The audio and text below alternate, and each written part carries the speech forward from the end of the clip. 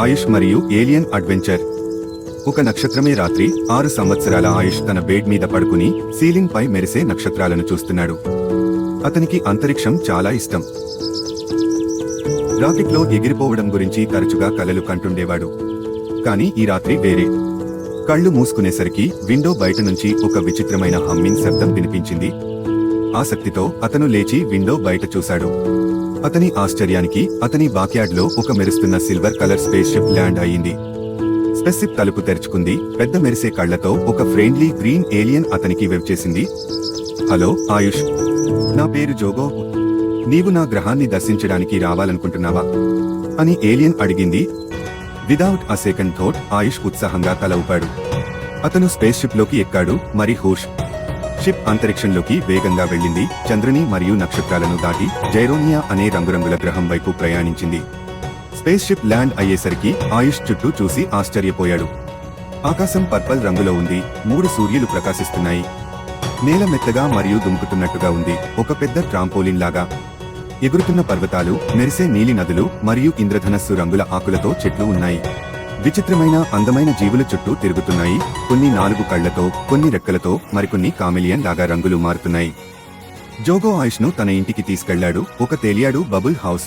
ఆయుష్ ఒక మెరిసే నీలి రంగు పండు తిన్నాడు. అది చాక్లెట్ మరియు స్ట్రాబెర్రీ కలిపినట్టు రుచిగా ఉంది. జోగో ఆయుష్ ను ఒక రహస్య ప్రదేశానికి తీసుకెళ్లాడు. The great crystal cave.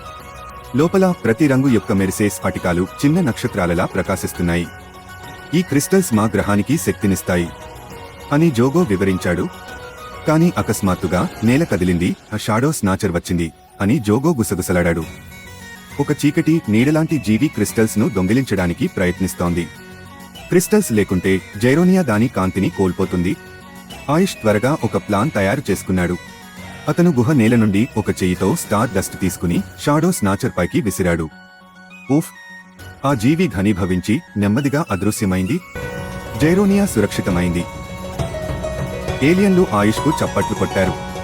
ఒక థాంక్ యూ గిఫ్ట్ గా వారు అతనికి ఒక చిన్న మెరిసే క్రిస్టల్ ఇచ్చారు. అది అతను సంతోషంగా ఉన్నప్పుడల్లా మెరుస్తుంది.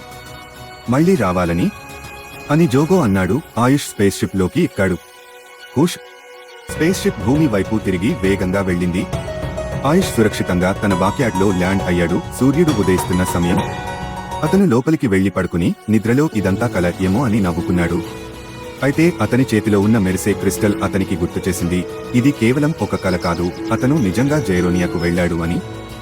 ఆ రోజు నుంచి అతనికి తెలిసింది, సాహసాలు ఎక్కడైనా వేచి ఉండవచ్చు అని. నక్షత్రాలకు అవతల కూడా. The end.